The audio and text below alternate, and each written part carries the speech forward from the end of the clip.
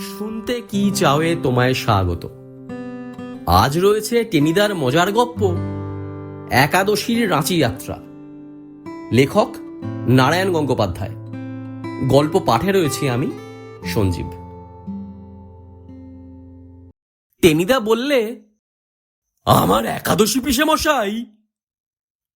আমি বললুম, একাদশী পিসে? সে আবার কিরকম? কিরকম আর, হাড় কঞ্জুস। খাওয়া বন্ধ হয়ে যাবে বলে লোকে নাম করে না, একাদশী বলে। কালকে সন্ধেবেলায় তিনি রাঁচি গেলেন। বললুম, ভালোই করলেন। রাঁচি বেশ জায়গা, হুডরু আছে, জোনা ফলস আছে। আমরা একবার ওখান থেকে নেতারহাট। বাধা দিয়ে টেনিদা বললে, তুই থাম না, কুরুবক্ষ টাকার। একটা কথা বলতে গেলেই বকবকানি শুরু করে দিবি। একাদশী পিসে ওসব হুডরু, জোনা, নেতারহাট কিচ্ছু দেখতে যাননি। তিনি গেছেন কাকেতে। কাকে? আমি চমকে বললুম, সেখানে তো। আমার পিঠে প্রকাণ্ড একটা থাবড়া বসিয়ে টেনিদা বললে, ইয়া, এতক্ষণে বুঝেছিস। সেখানে পাগলা গারদ। তোর নিজের জায়গা কিনা, তাই কাকে বলবার সঙ্গে সঙ্গেই খুশি হয়ে উঠলি। আমি বেজার মুখে বললুম, মোটেই না, কাকে কখনো আমার নিজের জায়গা নয়। বরং বল্টুদা বলছিল, তুমি নাকি চিড়িয়াখানার গাব্বে হাউসে দিন কয়েক থাকার কথা ভাবছ। গাব্বে হাউস? খাঁড়ার মতো নাকটাকে আকাশে তুলে টেনিদা বললে, কে বলেছে? বল্টু? ওই নাট বল্টুটা? সে কাল আমায় আরো জিজ্ঞেস করছিল, কিরে পেলা, তোদের টেনিদার ল্যাচটা কইঞ্চি গজালো? টেনিদা খানিকক্ষণ গুম হয়ে রইল। তারপর বললে, অল রাইট, ফুটবলের মাঠে একবার বলটাকে পেলে আমি দেখিয়ে দেব। আমি ভালো মানুষের মতো বললুম, সে তোমাদের ব্যাপার, তোমরা বুঝবে। কিন্তু একাদশী পিসের কথা কি বলছিলে? টেনিদা দাঁত খিচিয়ে বললে, থাম, ফ্যাচ ফ্যাচ করিসনি। দিলে মেজাজ চটিয়ে এখন বলছে একাদশী পিসের কথা বলো। বলবো না, ভাগ। কিন্তু টেনিদার মেজাজ কি করে ঠান্ডা করতে হয় সে তো জানি। তক্ষুনি মোড় থেকে এক ঠোঙা তেলে ভাজা কিনে আনলুম, আর গরম গরম আলুর চপে কামড় দিয়েই টেনিদা একেবারে জল হয়ে গেল। পেলা, you R a good boy. আমি বললুম, এই জন্যই তোকে এত ভালোবাসি। সে তো দেখতেই পাচ্ছি। হাবুল সেন আর ক্যাবলাটার কিচ্ছু হবে না। আমি বললুম, হবেই না তো। এই গরমের ছুটিতে আমাদের ফেলে একটা গেল মামার বাড়িতে আম খেতে, আর একটা মা বাবার সঙ্গে বেড়াতে গেল শিলংয়ে। বিশ্বাসঘাতক। টেনিদা বেগুনি চিবুতে চিবুতে বললে, বল ট্রেটার, ওতে জোর বেশি হয়। বললুম, মরুক গে, ওদের কথা ছাড়ো। কিন্তু তোমার সেই একাদশী পিসে? ইয়েস, একাদশী পিসে। টেনিদা বললে, তার কথাই বলতে যাচ্ছিলুম তোকে। আমার ঠিক রিয়েল পিসে নন, মার যেন কি রকম খুড়তো দাদামশায়ের মাস্তুতো ভাইয়ের মামাতো শ্বশুরের। আমি ঘাবড়ে গিয়ে বললুম, থাকেতেই হবে। মানে তিনি তোমার পিসে মশাই, এই তো? হ্যাঁ, পিসে মশাই। বাঁকুড়ায় উকিল, খুব পসার, বুঝলি। বাড়ি গাড়ি বিস্তর টাকা। এক ছেলে পাঞ্জাবে ইঞ্জিনিয়ার, আর এক ছেলে যেন কোথায় প্রফেসরি করে। মানে এত পয়সা করি যে এখন পিসে ইচ্ছা করলে সব ছেড়ে বসে বসে গড়গড়া টানতে পারেন। কিন্তু ওসবে একাদশী পিসের সুখ নেই, খালি টাকা টাকা টাকা। কিন্তু তার একটা পয়সা খরচ করতে হলে তার পাঁজরা ভেঙে যায়। কি করেন তাহলে টাকা দিয়ে? কেন, ব্যাংকে জমান। একটা কানা করিও তোলেন না তা থেকে। বলেন গুরুর আদেশ। গুরু নাকি বলে দিয়েছেন, ব্যাংকের জমানো টাকা কখনো তুলতে নেই, তাতে পাপ হয়। সত্যিই ওর গুরু আছে নাকি? ঘোড়ার ডিম সব বানানো। ওদের কে এক কুলগুরু নাকি একবার কিছু প্রণামীর আশায় ওর বাড়িতে এসেছিলেন। একাদশী পিষে মোটা একখানা আইনের বই নিয়ে তাকে এমন তাড়া করলেন যে গুরুদেব এক ছুটে বাঁকুড়ার বর্ডার পেরিয়ে একেবারে মানভূম মানে পুরুলিয়া ডিস্ট্রিক্টে চলে গেলেন। ডেঞ্জারাস, ডেঞ্জারাস বলে ডেঞ্জারাস। বাড়িতে লোকজন টেকে না, ঝি চাকর আসে, কিন্তু মোটা মোটা চালের আধপেটা ভাত, আধপোড়া দু একখানা রুটি, খোসা শুদ্ধ কলাইয়ের ডাল আর ডাঁটার চচ্চড়ি দিন তিনে খেয়েই তারা বাপরে মারে বলে ছুটে পালায়। যাওয়ার আগে যদি মাইনে চায়, একাদশী পিষে বলেন মাইনে, চুক্তি ভঙ্গের দায় এক্ষুনি তোদের নামে 1 নম্বর ঠুকে দেব। পিসে মশাইয়ের বাড়িতে গরু আছে, দুধও হয়, কিন্তু দুধ পিসে মশাই কাউকে খেতে দেন না। বলেন ও তো শিশুর খাদ্য। দুধ তিনি বিক্রি করেন। ঘি, আরে রামো, কোনো ভদ্রলোকে ঘি খায়? 1 সের তেলে তার বাড়িতে 6 মাস রান্না হয়। মাংস পিষে বলেন ছি, জীব হিংসা করতে নেই। আমি জিজ্ঞেস করলুম, পরের বাড়িতে গিয়ে তিনি মাংস খান না? খাবেন না কেন, পেলেই খান। কিন্তু জীব হিংসের পাপ তো অন্যের, পিসের কি দোষ? আর মাছ? মাছ একটু অবিশ্বাসী না হলে তার খাওয়া হয় না। 2 ছোট ছোট শিঙি মাছ আনলে তার মাসখানেক চলে যায়। সে কি? টেনিদা মিটমিট করে হাসল। বুঝতে পারছিস না?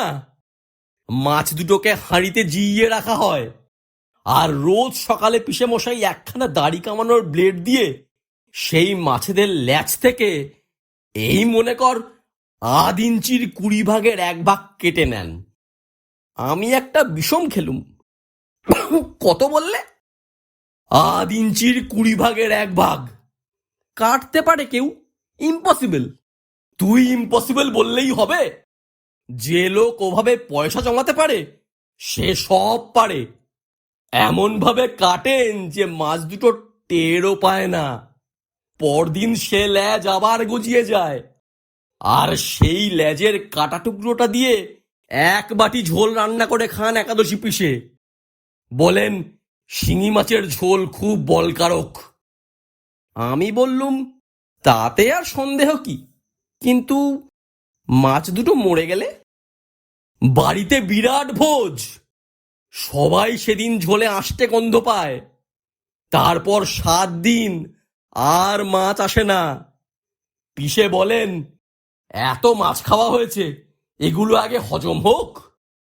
তা এখন পিসে হঠাৎ কাঁকে গেলেন কেন? আরে যেতে কি আর চেয়েছিলেন, তাকে যেতে হলো, সেই কথাই বলি। এখন হয়েছে কি জানিস?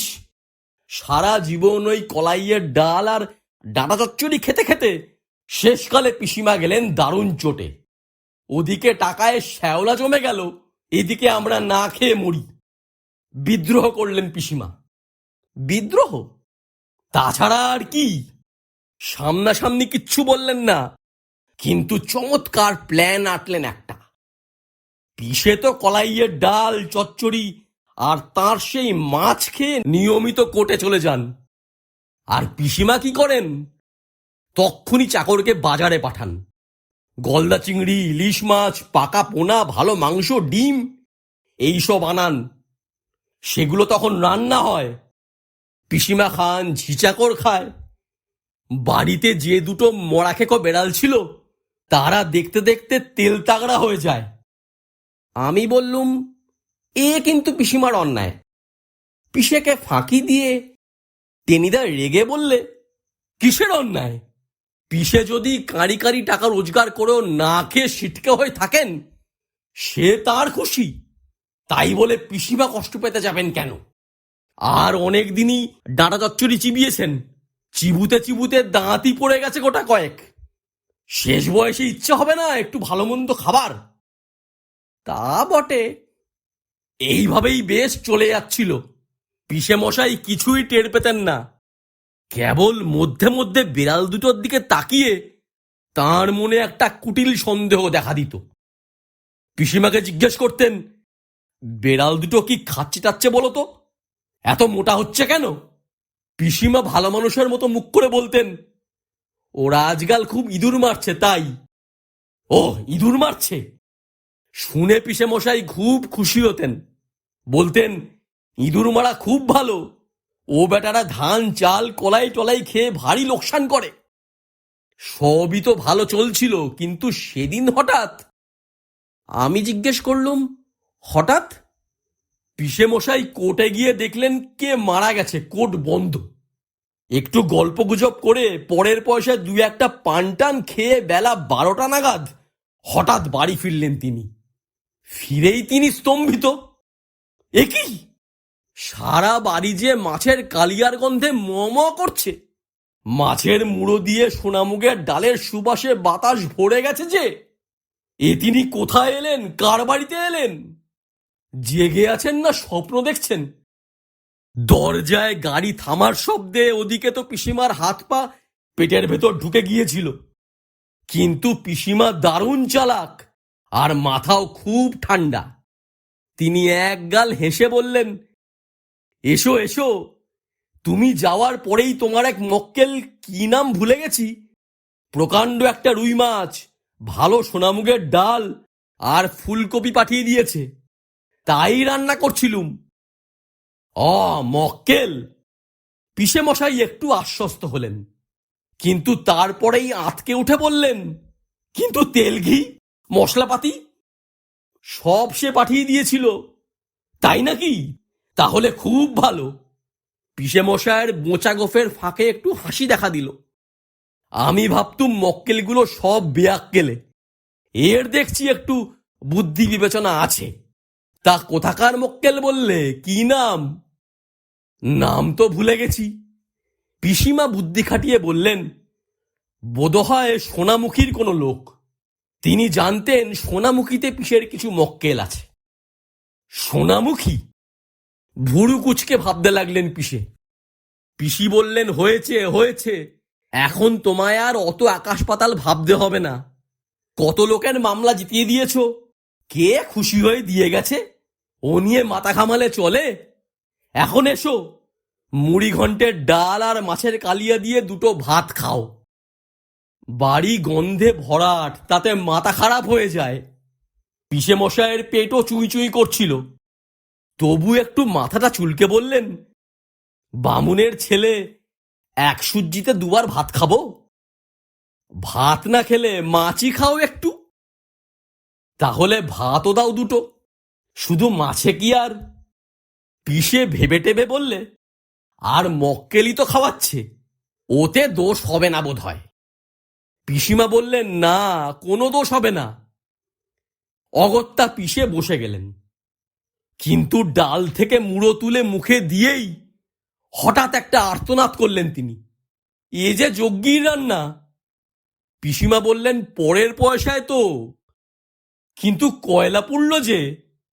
পিসিমা বললেন, কয়লা তো পোড়ায়নি, চাকর দিয়ে শুকনো ডালপালা কুড়িয়ে আনিয়েছি। কিন্তু কিন্তু হাঁড়ি ডেচকিগুলো? বুক ফাটা চিৎকার করলেন পিসে মশাই। সেগুলো আগুনে পুড়ল না এতক্ষণ, তাতে ক্ষতি হলো না? তারপর মাজতে হবে না, আরো ক্ষয়ে যাবে না সেজন্য? বলতে বলতে পিসে মশাই ডুকরে ডুকরে কেঁদে উঠলেন, গেল আমার এত টাকার হাঁড়ি ডেচকি ক্ষয়ে গেল। আর কাঁদতে কাঁদতে ঠাস করে পড়ে গেলেন, পড়েই অজ্ঞান। জ্ঞান হলো 12 ঘন্টা পরে। চোখ লাল, খালি ভুল বকছেন, থেকে থেকে কোকিয়ে কেঁদে উঠছেন, গেল গেল আমার হাঁড়ি ডেচকি গেল। ডাক্তার এসে বললেন, দারুণ শক পেয়ে পাগল হয়ে গেছে, রাঁচি পাঠিয়ে দেখুন, ওরা যদি কিছু করতে পারে। তাই একাদশী পিষে কাকে চলে গেলেন। হয়তো 6 মাস পরে ফিরবেন, 1 বছর পরেও ফিরতে পারেন, আর নইলে পাকাপাকি ভাবে থেকেও যেতে পারেন ওখানে। রাঁচির জল হাওয়ায় ভালোই থাকবেন, আর মধ্যে মধ্যে হাঁড়ি ডেচকির জন্য কান্নাকাটি করবেন। আমি বললুম, আচ্ছা টেনিদা, এখন একাদশী পিসি কি করবেন? বেশ নিশ্চিন্তে রোজ রোজ মাছ মাংস পোলাও পায়েস খাবেন তো? টেনিদা বললে, ছি পেলা, তুই ভীষণ হার্টলেস। আমি চুপ করে রইলুম। তেলে ভাজার ঠোঙা শেষ হয়ে গিয়েছিল। একটা ল্যাজ নাড়া নেড়িকুত্তার গায়ে সেটা ছুঁড়ে দিয়ে টেনিদা আমার কানে কানে বললে, এখন মানে যতদিন পিষে কাকেতে থাকে এই সময় বাঁকুড়ায় বেড়াতে যাওয়া যায় না রে, যাবি তুই আমার সঙ্গে? পরমানন্দে মাথা নেড়ে আমি বললুম, নিশ্চয়ই নিশ্চয়ই। গল্প কেমন লাগলো জানাতে ভুলো না। ভালো লেগে থাকলে লাইক করো, প্রিয় মানুষের সঙ্গে শেয়ার করো, চ্যানেলটা সাবস্ক্রাইব না করা থাকলে সাবস্ক্রাইব করে দিও। জলদি ফিরে আসবো আবার নতুন গল্প নিয়ে। ভালো থেকো।